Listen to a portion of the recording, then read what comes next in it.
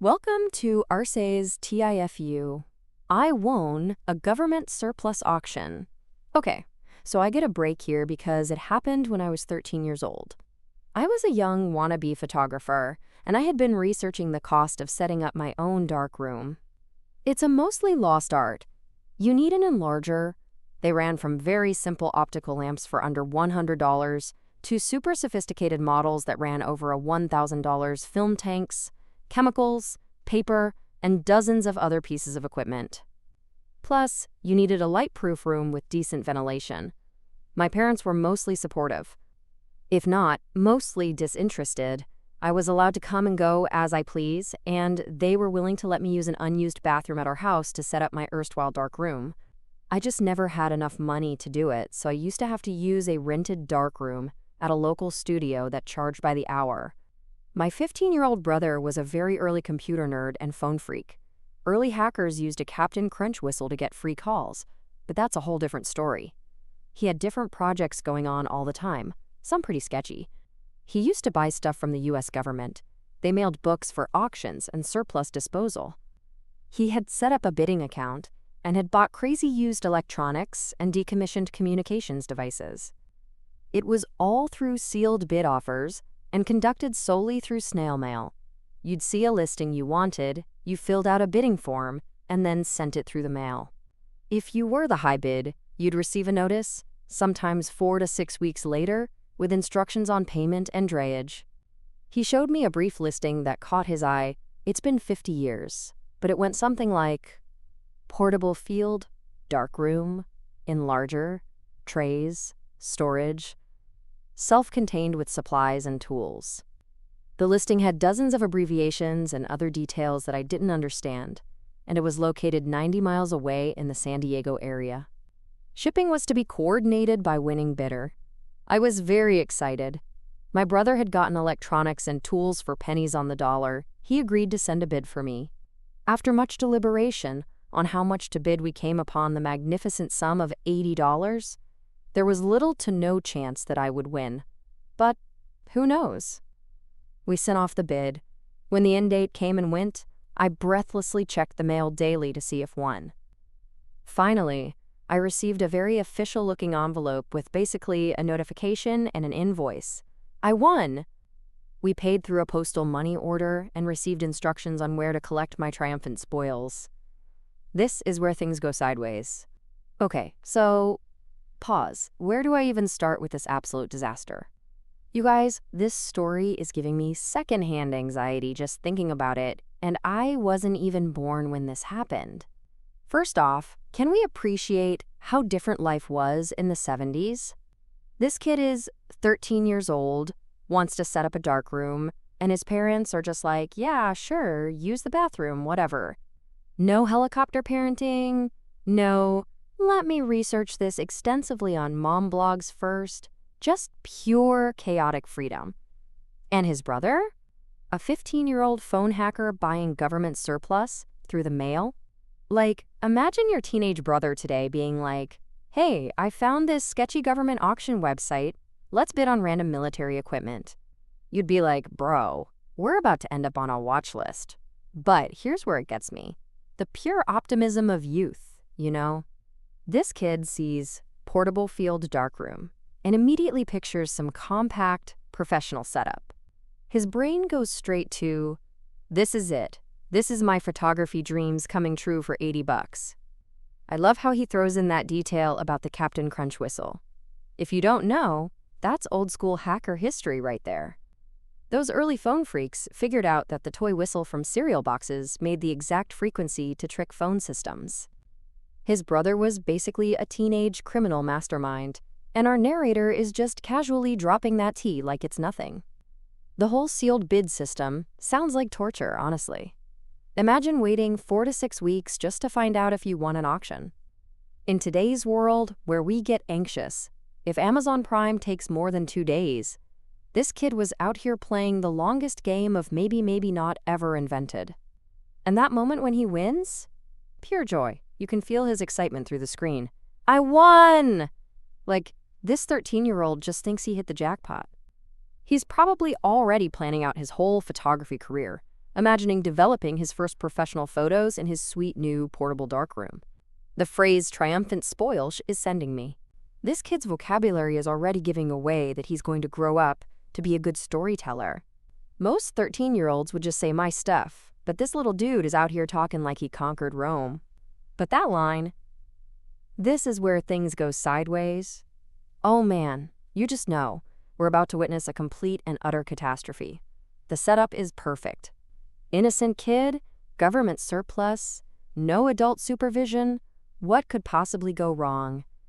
I'm getting major nostalgia for a time I never lived through, when kids could just do stuff, make mistakes, learn the hard way, without every decision being researched to death or posted on social media for judgment. The fact that they had to coordinate their own shipping should have been the first red flag, but when you're 13 and hyped up on dreams of becoming the next Ansel Adams, you're not exactly thinking about logistics. You're thinking about all the cool photos you're going to take and how impressed everyone's going to be with your professional setup. This whole first part is like watching a horror movie where you want to yell at the screen, "Don't go in there!" Except instead of a creepy basement, it's a 13-year-old about to learn a very expensive lesson about reading the fine print on government auctions. The innocence is both heartwarming and terrifying, because you just know this kid has no idea what he's gotten himself into. We just had no way of getting the stuff picked up. It was miles away. I didn't even have a bicycle at the time. Thanks, Bobby Dickstein. My brother worked out a deal with a super shady guy named Lance, who had a mini truck, for a tank of gas and some swiped booze. My parents were super light drinkers. By the time I moved out, the bottles behind their bar were 90% water. We were mobile. We drove down to the warehouse with my paperwork in hand. Turns out we were going to a Marine base. There we were, my brother, a slightly chubby, freckled redhead, me, a scrawny, prepubescent doofus, and Lance, a long-haired stoner straight out of Dazed and Confused, 15 years ahead of time, but period correct. He was wearing a Mr. Zog's Sex Wax t-shirt. As we got closer to the gate, Lance starts freaking out. He's got pot on him and no ID.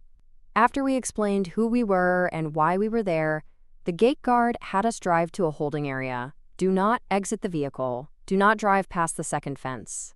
After about 25 minutes, a very stern-looking guy came out and walked around the truck. "Gentlemen, I understand you're here to retrieve a parcel." "Yes, sir." "Do not address me as sir. I work for a living." I may have made this up. "I'm Gunnery Sergeant Jones." "Is this the vehicle in which you intend to remove your property?" "Yes, Gunnery Sergeant." "Well, who is Armand Flint?" "Well, me, sir. I mean Gunnery Sergeant." He said to follow him. He took us to a dusty field and storage yard, where we passed building after building of neglected green junk. Everything was covered in tarps and tied with rope. He finally stopped and said, "Do you see the problem here?" "Huh? What?"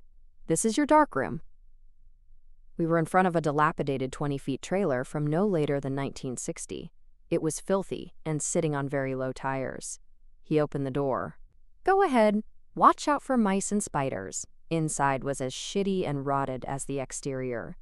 Boxes of old photographic supplies, unrecognizable canisters, and an ancient vintage enlarger that was probably state-of-the-art when Ike was in the White House. I was crestfallen, feeling dumb. Gunny chimed in. "I don't think Cheech's rig will tow this thing." "Tow this thing?" "I wanted to get out of here and never look back." "What happens if we don't pick it up?" "Kid, unless you're hiding a diesel rig somewhere, that thing is going nowhere." We left. Yo, hold up, long pause.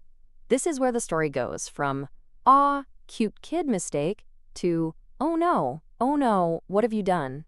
First of all, can we talk about Bobby Dickstein for a second? This man just casually drops, "Thanks, Bobby Dickstein," about not having a bicycle, like we're supposed to know who that is. I'm dying to know what Bobby did to this kid's bike. That's a whole side quest we're never going to get the answer to, and it's killing me. But Lance? Oh my God, Lance. You guys, Lance is the MVP of bad decisions.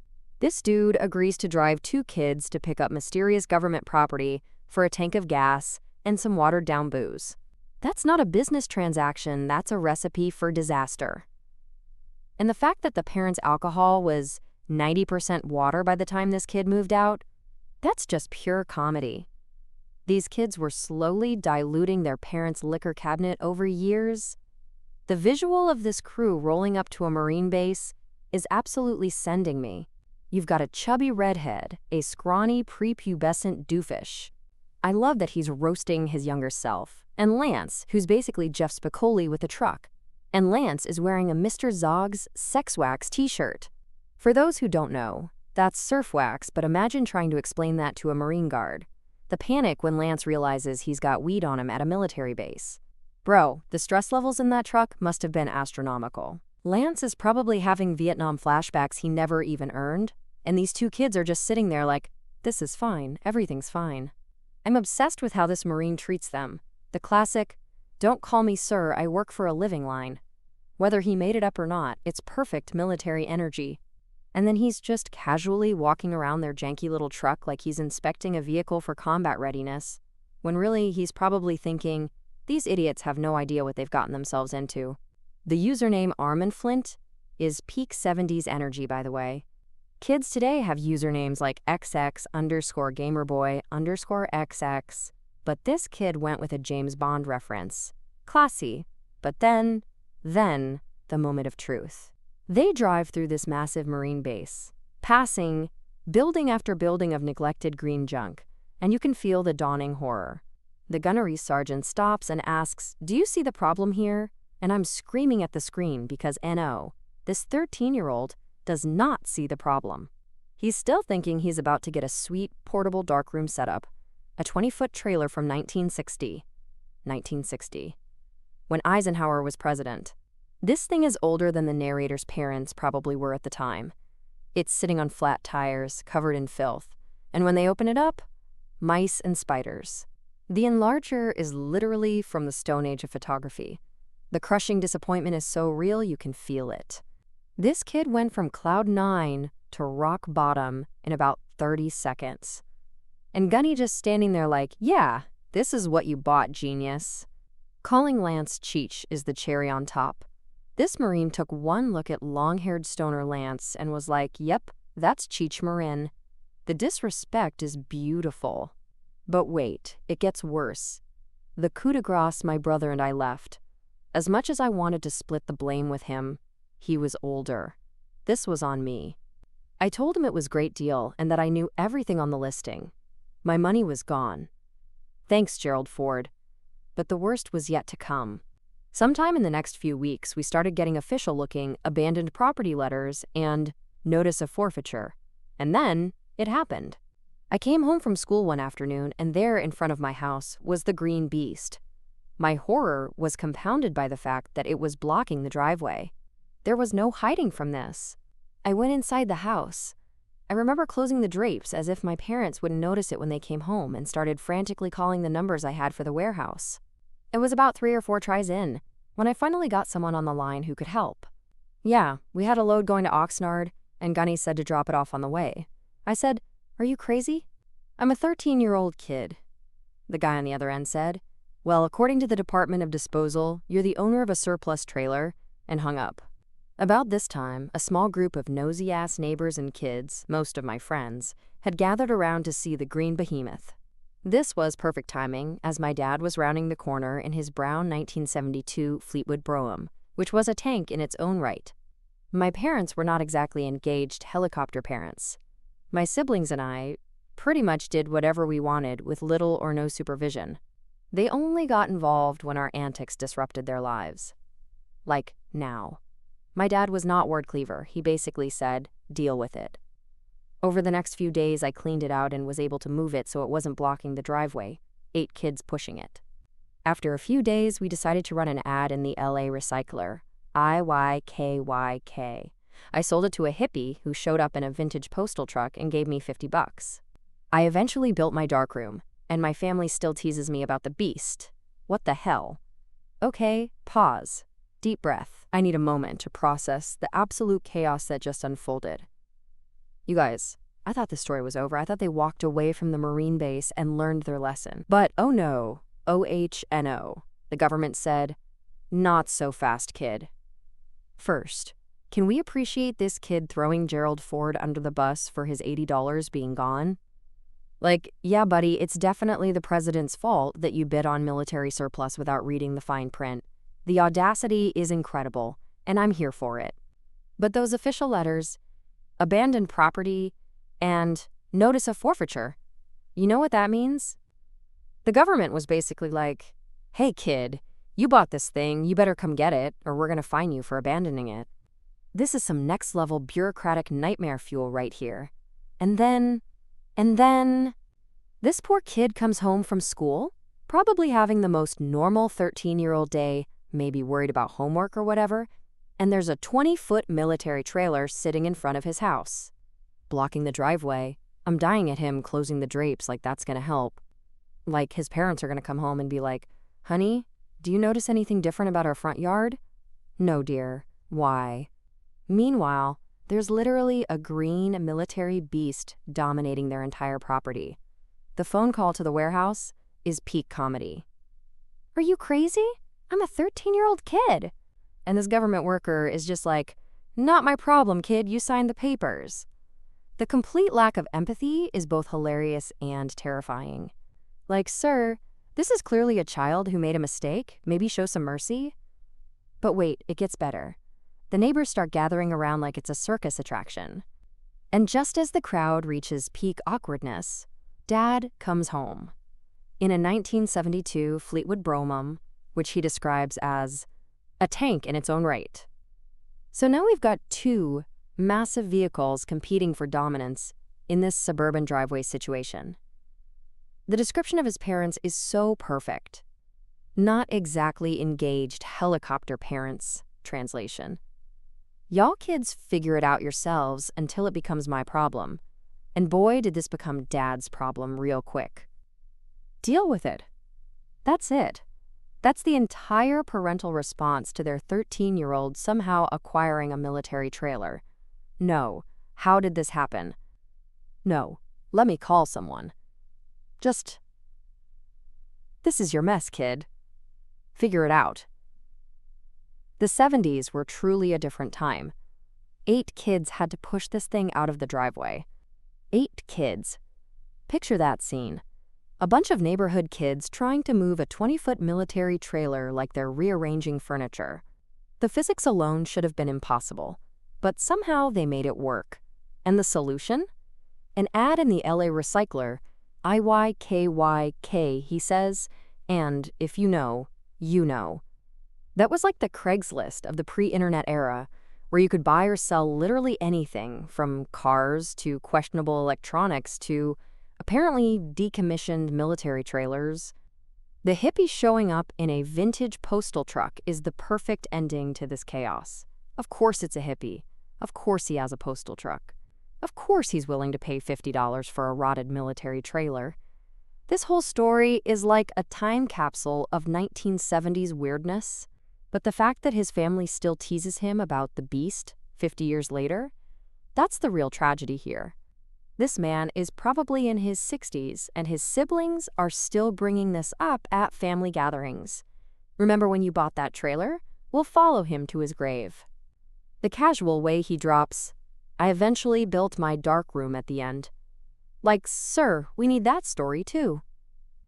How did you go from this disaster to actually achieving your photography dreams?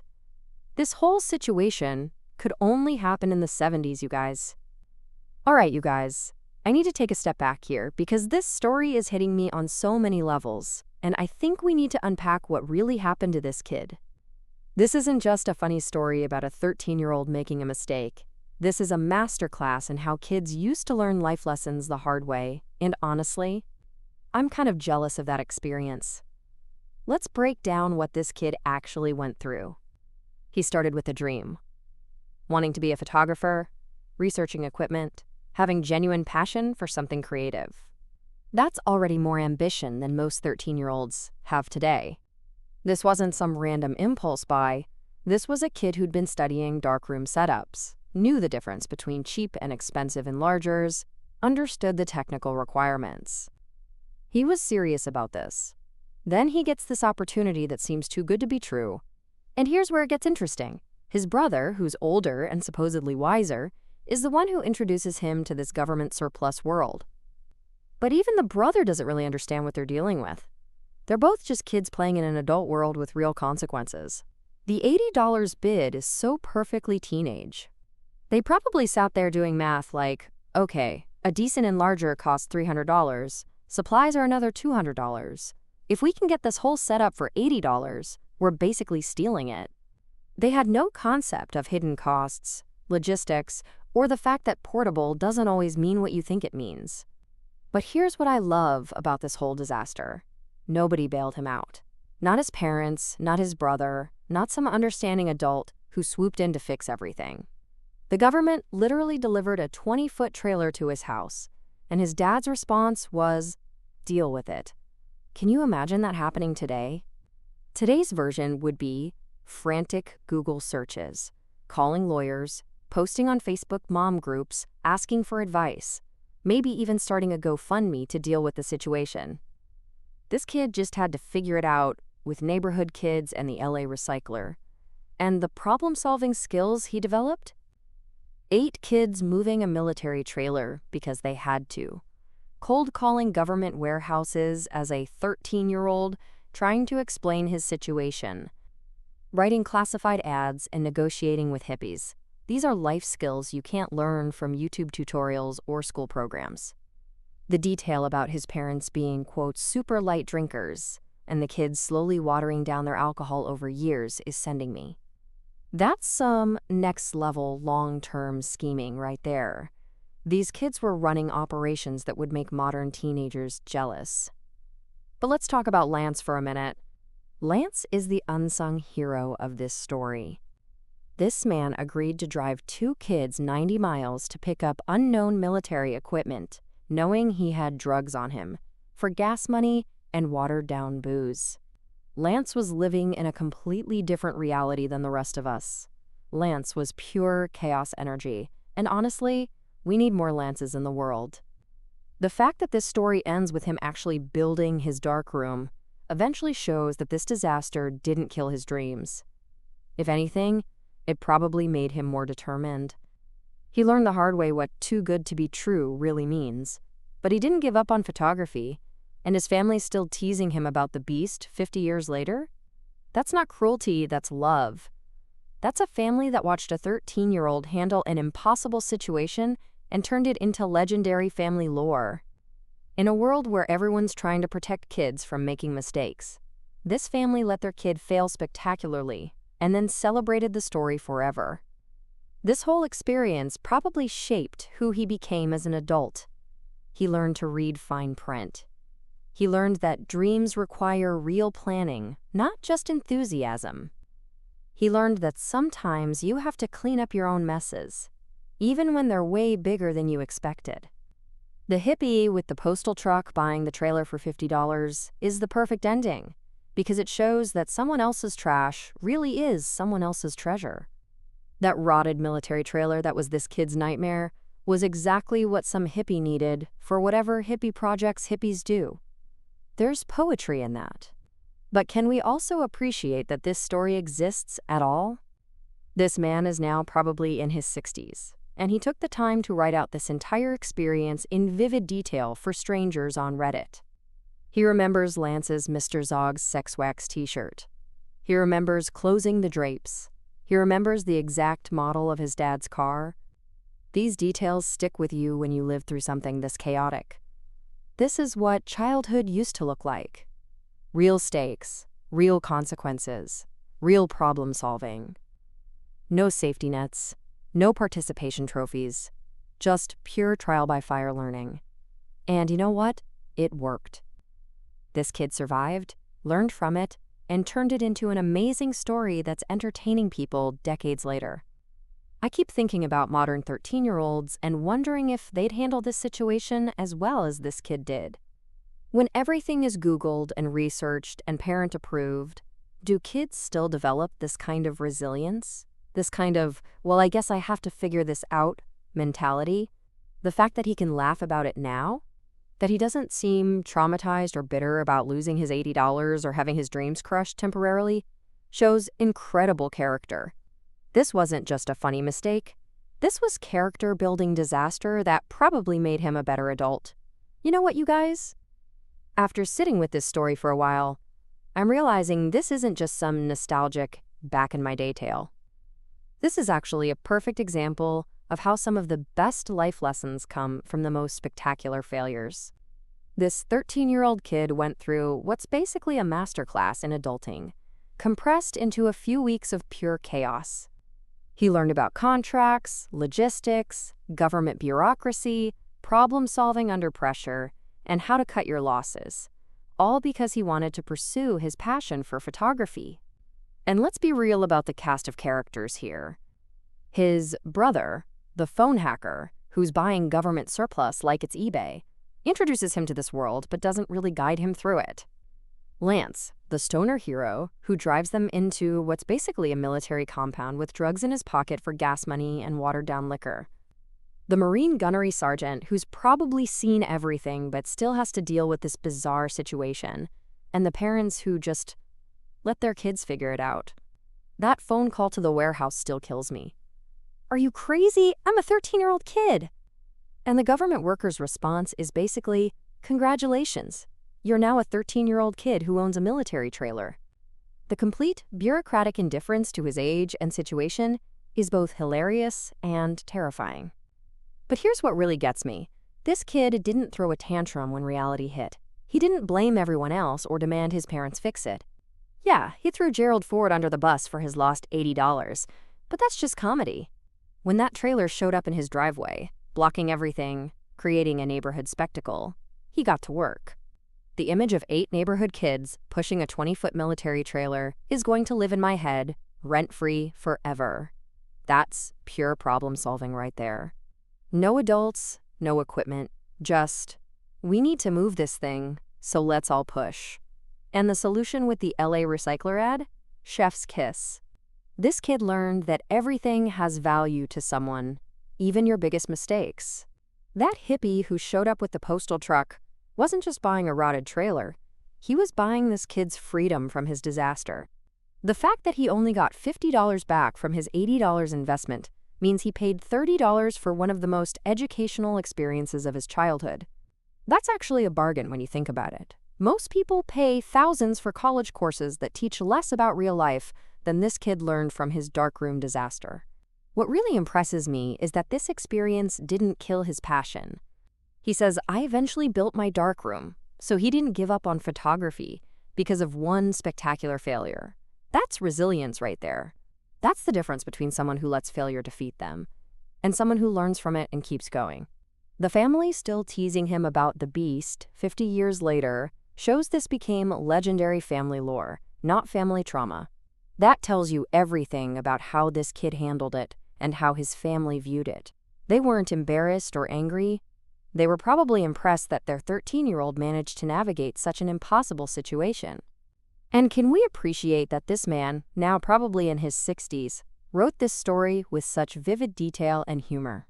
He remembers Lance's t-shirt, the exact car his dad drove, the feeling of closing those drapes hoping his parents wouldn't notice a 20-foot trailer. These aren't the memories of someone who was traumatized. These are the memories of someone who lived through something incredible and can laugh about it decades later. This story is also a time capsule of a different era. Kids today don't have access to this kind of chaos. Everything is researched, supervised, safety-checked, which is probably good for preventing disasters, but maybe not so good for building character and problem-solving skills. Lance driving 2 kids to a Marine base with pot in his pocket feels like something from a movie, but it was just Tuesday in the 1970s. The government delivering a trailer to a kid's house without any adult supervision? That's bureaucracy, with zero common sense, but also zero helicopter parenting interference. The whole thing is absurd and beautiful and educational and completely impossible in today's world. This kid got to fail spectacularly, handle the consequences himself, and turn it into a story that's still entertaining people 50 years later. Butthole ratings. 13-year-old OP, 1 out of 5 buttholes. Yeah, he didn't read the fine print and got in over his head, but he's 13. He handled the disaster better than most adults would have. Plus, he had genuine passion and was trying to pursue his dreams. The brother, 2 out of 5 buttholes. He introduced the kid to government surplus, but didn't really guide him through understanding what he was bidding on. But he's only 15, and he did help with the bidding process. Lance, 0 out of 5 buttholes, Lance is a hero. This man drove 2 kids 90 miles to a Marine base with drugs in his pocket for gas money and watered-down booze. Lance was living his best chaotic life and helped these kids when they had no other options. The parents, 3 out of 5 buttholes. Deal with it is pretty harsh when your 13-year-old accidentally acquires military equipment, but their hands-off parenting style probably built more character than helicopter parenting would have. The government/military, 4 out of 5 buttholes. Delivering a 20-foot trailer to a kid's house without any adult coordination is peak bureaucratic insanity. Someone should have realized this was a child who made a mistake. Final question. Would you let your 13-year-old handle a situation like this on their own? Or would you step in and fix it for them? Drop your thoughts in the comments. Are we overprotecting kids today? Or were the 1970s just pure chaos that somehow worked out?